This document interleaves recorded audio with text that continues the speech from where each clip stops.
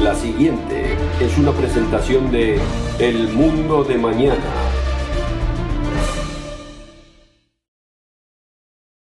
¿Sabía usted que aproximadamente un cuarto de la Biblia comprende profecía?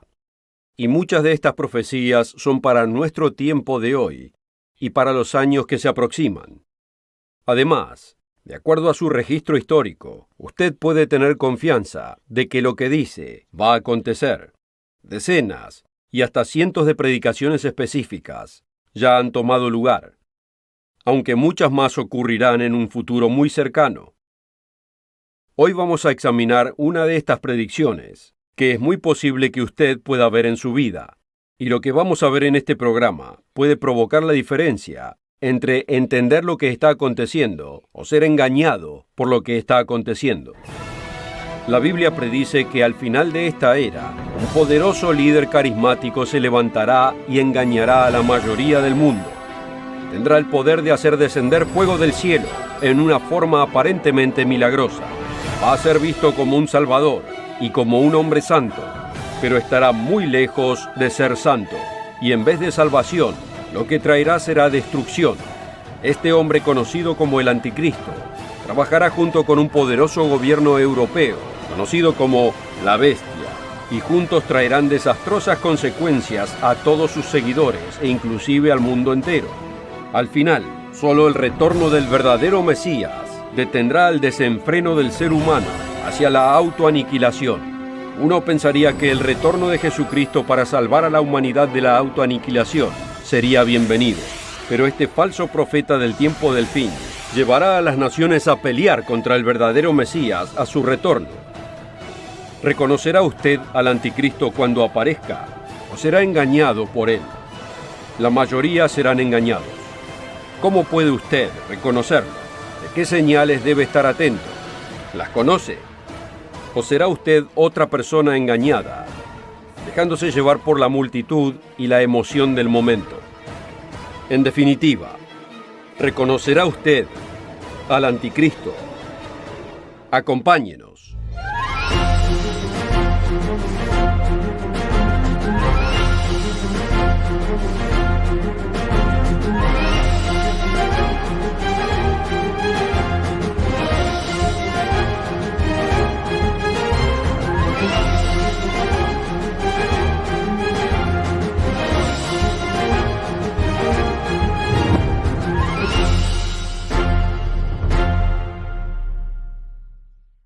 Una calurosa bienvenida de todos aquí en El Mundo de Mañana, a todos nuestros oyentes alrededor del mundo. Nos deleita que pueda acompañarnos. El Anticristo se aproxima, es lo que dice su Biblia. ¿Lo reconocería usted cuando aparezca en escena? ¿Y cuáles serán las consecuencias para aquellos víctimas de sus mentiras? ¿Se da cuenta que la propia predicción del Anticristo es un cumplimiento profético? Considere lo siguiente. La Biblia fue completada hacia finales del primer siglo de esta era, y aunque la cristiandad estaba creciendo en ese tiempo en Europa y en el Medio Oriente, todavía era una religión despreciada y perseguida por lo que en ese entonces era considerado como las autoridades prevalecientes. Y en muchas partes del mundo ni siquiera se había escuchado. Era muy distinto de lo que conocemos hoy. Muchas religiones aparecieron y desaparecieron. Pero entre otras predicciones, la Biblia nos dice que un poderoso líder religioso impactará al mundo entero con sus engaños. Y lo va a llevar a cabo a través de una falsa forma de la cristiandad. Permítame decirlo de otro modo. ¿Cómo puede haber una falsa forma de cristiandad si no existe primero la verdadera cristiandad? No solo en el primer siglo, sino incluso 2000 años después. Mucho ha sido dicho acerca del Anticristo. Muchos que profesan ser cristianos creen que el Anticristo se aproxima, pero ¿realmente saben lo que dice la Biblia acerca de él? ¿Lo sabe usted? Es una importante pregunta, y no para ser tomada leve. El término Anticristo en forma singular y plural se encuentran solo en las Escrituras del apóstol Juan y solamente en 4 versículos. Muchos que dicen ser cristianos hablan del Anticristo, que vendrá al final de la era. Pero Juan nos dice que incluso en sus días, muchos anticristos ya habían surgido. Nos advirtió en 1 de Juan 2, versículo 18. Hijitos, ya es el último tiempo, y según vosotros oísteis que el anticristo viene, así ahora han surgido muchos anticristos, por esto conocemos que es el último tiempo. La proposición anti significa opuesto o en contra. Por lo tanto, el término anticristo, en el sentido más básico, simplemente se refiere a alguien que está en contra, o es opuesto a Cristo. Pero el diccionario bíblico Anger indica que el término además lleva consigo un significado adicional. Dice, la proposición griega anti a veces indica sustitución, tomar el lugar de otro, o sea, un falso Cristo. Hoy vemos que hay mucha gente opuesta a Cristo, especialmente entre aquellos que profesan una religión totalmente distinta de la encontrada en el libro conocido como Biblia. Pero esto no es en absoluto a lo que se refería Juan. La Escritura indica que el anticristo aparecerá representando a Cristo. Numerosas escrituras nos dicen que este líder religioso carismático del tiempo del fin hará poderosos milagros para engañar al mundo.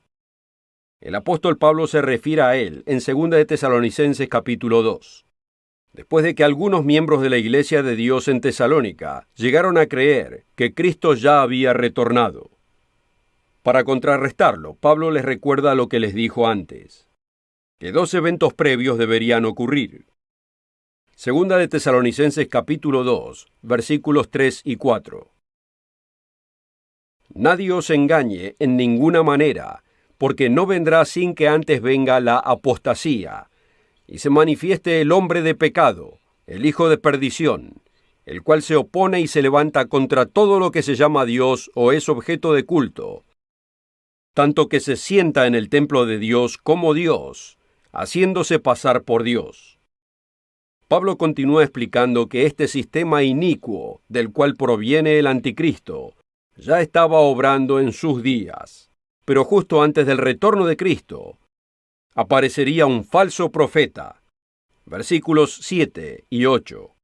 Porque ya está en acción el misterio de la iniquidad, solo que hay quien al presente lo detiene, hasta que él a su vez sea quitado de en medio. Y entonces se manifestará aquel inicuo, a quien el Señor matará con el espíritu de su boca, y destruirá con el resplandor de su venida. Es muy fácil pensar, yo no seré engañado. Pero recuerde que una persona engañada no sabe que está engañada. Y este individuo va a tener una apariencia muy agradable para aquellos desapercibidos.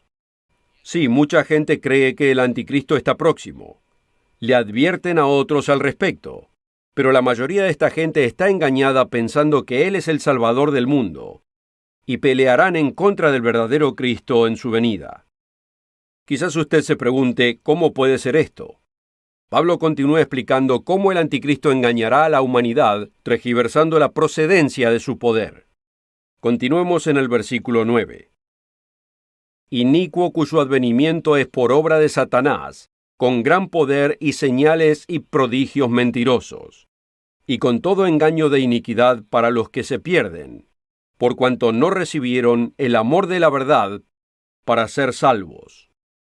Por esto Dios les envía un poder engañoso, para que crean la mentira, a fin de que sean condenados todos los que no creyeron la verdad, sino que se complacieron en la injusticia.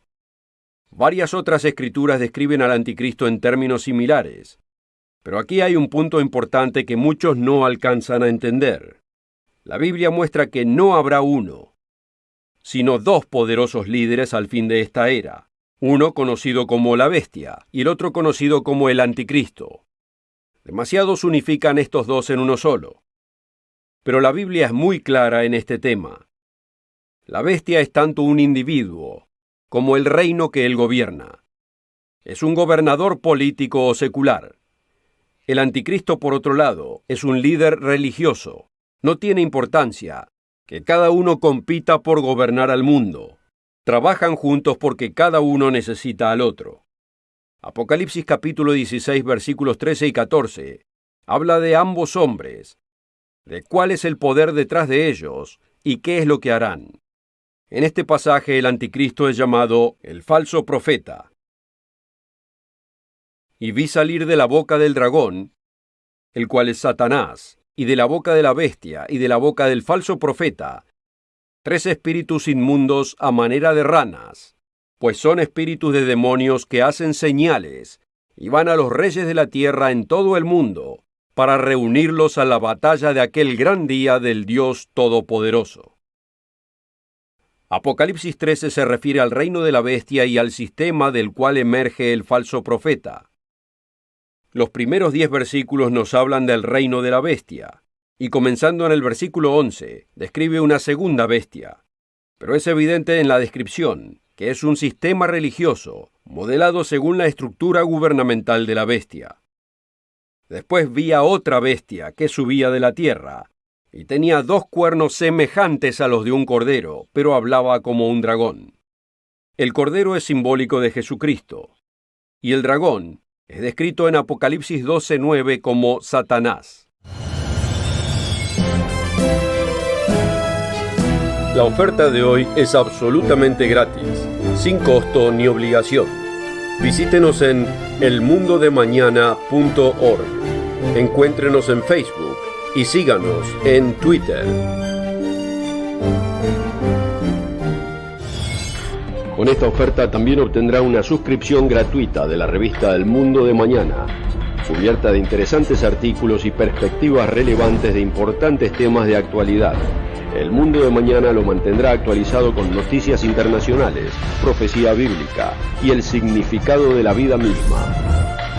El Mundo de Mañana. Llame hoy. Continuemos en los versículos 13 y 14. También hace grandes señales, de tal manera que aún hace descender fuego del cielo a la tierra delante de los hombres. Y engaña a los moradores de la tierra con las señales que le ha sido permitido hacer en presencia de la bestia. La Biblia usa una variedad de descripciones para este individuo y para el sistema detrás de él. Es llamado el anticristo, el inicuo, el hombre de pecado y el hijo de perdición. Y su sistema es descrito como una bestia con 2 cuernos como de cordero, pero que habla como un dragón. Un común denominador en todas estas referencias es que él hace poderosos milagros con el propósito de engañar al mundo. Y aunque el espíritu del anticristo se remonta al primer siglo de esta era, el enfoque primordial de estas profecías es en los tiempos del fin. Daniel capítulo 7 lo describe como un cuerno corto pero vigoroso. Y agrega que existe un conflicto entre el anticristo y los verdaderos servidores de Dios. Daniel 7, versículo 25. Y hablará palabras contra el Altísimo, y a los santos del Altísimo quebrantará, y pensará en cambiar a los tiempos y a la ley. Aquí encontramos que intentará cambiar a los tiempos y a la ley. Y esta es una clave para entender el sistema del cual emerge el anticristo en el tiempo del fin. Recuerda que Pablo dijo que el misterio de la iniquidad ya estaba obrando en sus días. Cuando leemos la Biblia, encontramos que Dios instituyó un modo de vida para Israel. Incluye leyes, y algunas leyes incluyen cómo usamos el tiempo. Por ejemplo, en Génesis capítulo 2, versículos 2 y 3, leemos lo siguiente. Y acabó Dios en el día séptimo la obra que hizo, y reposó el día séptimo de toda la obra que hizo. Y bendijo Dios al día séptimo, y lo santificó, porque en él reposó de toda la obra que había hecho en la creación. Los judíos han preservado el ciclo del séptimo día a través de los siglos, y los teólogos católicos y protestantes admiten, sin reparo, que el sábado es el sabbat bíblico. Pero comúnmente es enseñado y creído que debemos guardar el domingo como día de adoración porque es el día del Señor.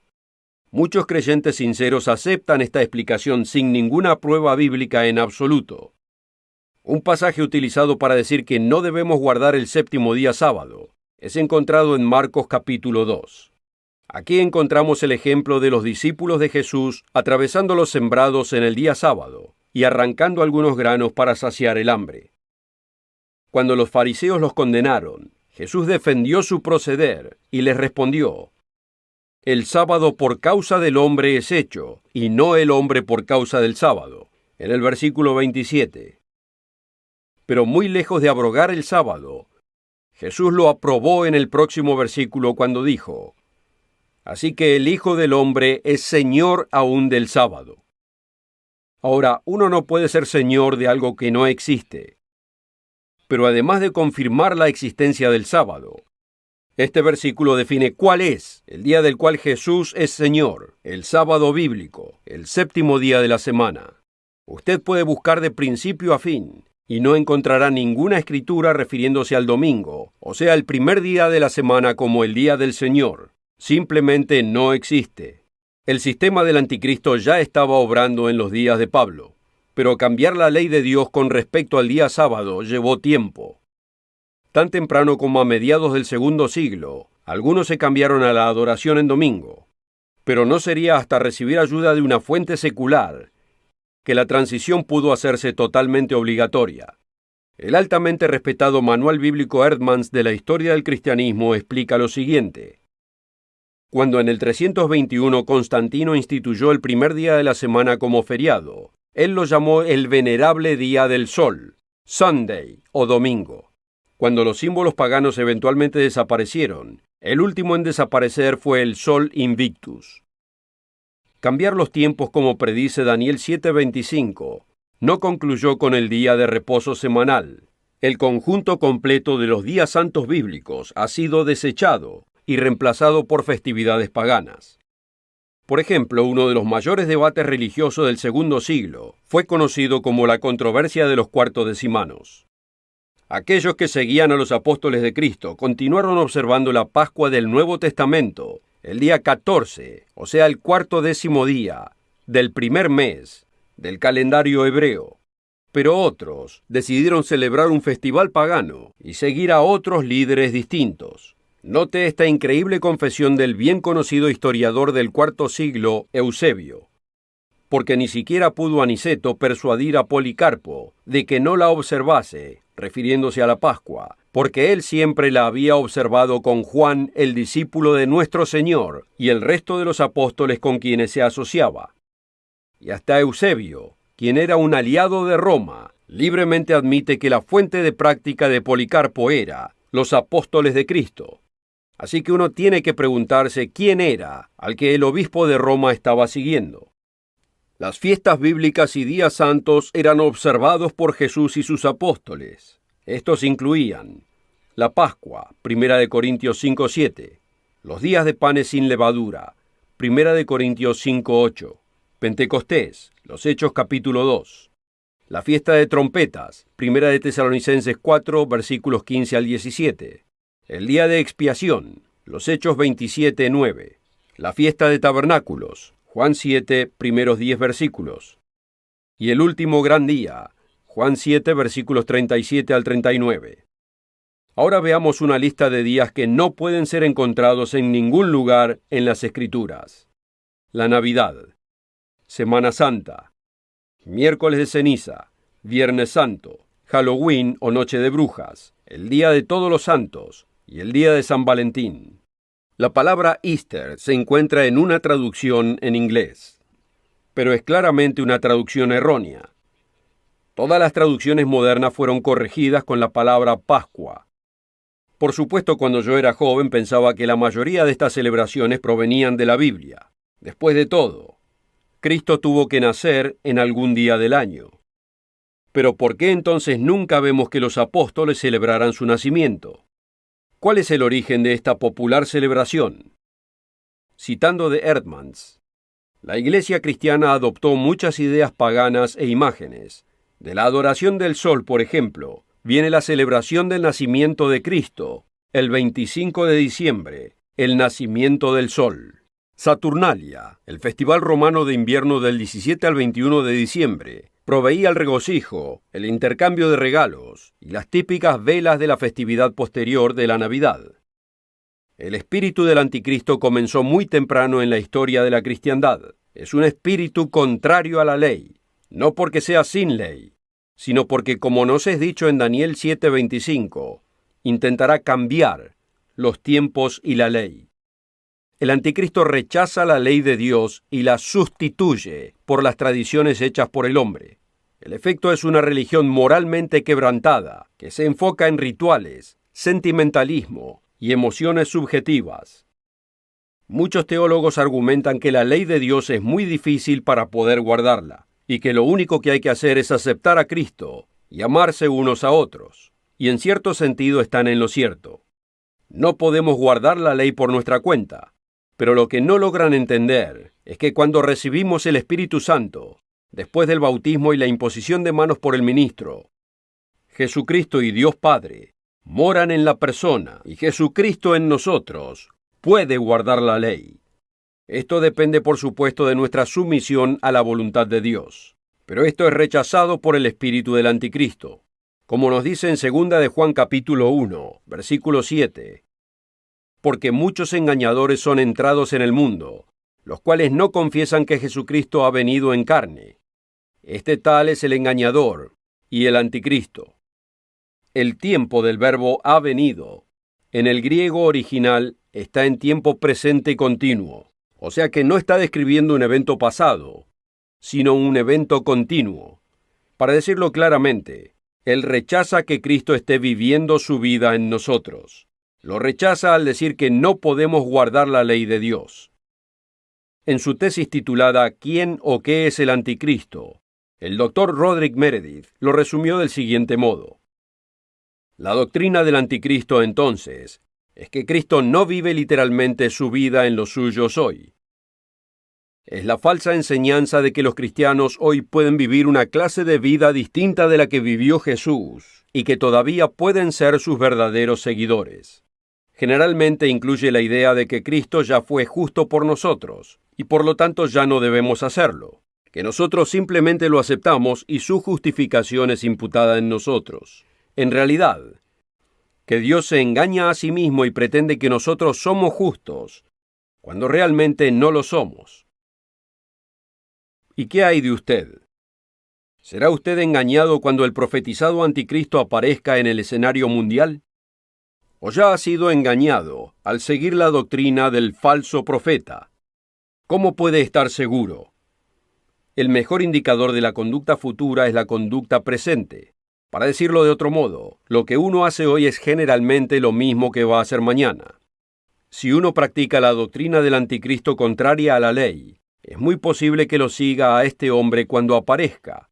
Sus doctrinas le parecerán normales, y cuando le incluya los milagros que esta figura carismática haga, hasta los cristianos nominales o hasta los ateos serán arrastrados por la emoción del momento. ¿Cómo vive usted hoy en día? ¿Qué decisiones hace cada día con respecto a las enseñanzas de Cristo?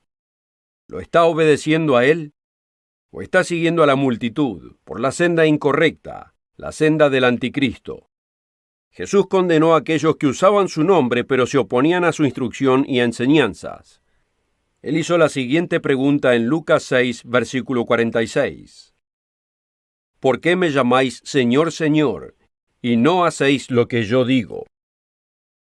En Mateo 7 y versículo 21, Él corrige a aquellos que lo llaman Señor, pero que no siguen su instrucción. No todo el que me dice Señor, Señor, entrará en el reino de los cielos, mas el que hiciere la voluntad de mi Padre que está en los cielos. Muchos me dirán en aquel día, Señor, Señor, ¿no profetizamos en tu nombre y en tu nombre lanzamos demonios y en tu nombre hicimos muchos milagros? Y entonces les protestaré, nunca os conocí, apartaos de mí, obradores de iniquidad. Jesús reprendió a los fariseos y escribas por sustituir los mandamientos de Dios por sus tradiciones hechas por los hombres. Entonces dejó abundantemente en claro que es muy posible adorarlo en vano. En Marcos capítulo 7 versículos 6 y 7 dice, y respondiendo él, les dijo, hipócritas, bien profetizó de vosotros Isaías, como está escrito, este pueblo con los labios me honra, mas su corazón está lejos de mí, y en vano me honra, enseñando como doctrinas mandamientos de hombres. ¿Ha considerado que usted puede estar adorando a Cristo en vano? Hoy en día muchos profesan ser cristianos, pero fallan al no seguir las enseñanzas de aquel mismo del que profesan su nombre. Y muchos que dicen ser cristianos siguen al espíritu del anticristo, oponiéndose rotundamente a la enseñanza de Cristo, creyendo y enseñando que las leyes de Dios han sido abrogadas. Pero ¿qué dijo Jesús? Cuando un joven le preguntó, ¿qué puedo hacer para obtener la vida eterna? Él respondió en Mateo 19:17, si quieres entrar en la vida, guarda los mandamientos. Y si esto no es suficiente, ¿qué piensa de la siguiente cita del Sermón del Monte? El verdadero centro y alma del mensaje de Jesucristo. Jesús declaró en Mateo 5, comenzando en el versículo 17, no penséis que he venido para abrogar la ley, o los profetas. No he venido para abrogar, sino para cumplir. Porque de cierto os digo, que hasta que perezca el cielo y la tierra, ni una jota ni un tilde perecerá de la ley, hasta que todas las cosas sean hechas. De manera que cualquiera que infringiere uno de estos mandamientos muy pequeños, y así enseñare a los hombres, muy pequeño será llamado en el reino de los cielos. Mas cualquiera que hiciere y enseñare, éste será llamado grande en el reino de los cielos. Conformarse a la doctrina del anticristo es el camino fácil de hoy, y será la senda popular cuando aquel falso profeta comience a realizar sus milagros engañosos. Pero todo esto llegará a un fin, cuando retorne el verdadero Jesucristo de la Biblia. Y aquellos que rechacen la doctrina del anticristo reinarán con Cristo en esta tierra, estableciendo paz, prosperidad y armonía. Si quisiera conocer más acerca de la doctrina del anticristo y cómo evitar seguirlo, visite nuestro sitio web donde podrá leer o bajar el informativo folleto El falso cristianismo, un engaño satánico. Y asegúrese de encontrarnos a la misma hora y el mismo lugar para aprender más de la Biblia y de lo que Dios espera de usted. Hasta la próxima. La oferta de hoy es absolutamente gratis, sin costo ni obligación. Visítenos en elmundodemañana.org. Encuéntrenos en Facebook y síganos en Twitter. El programa precedente fue producido por la Iglesia del Dios Viviente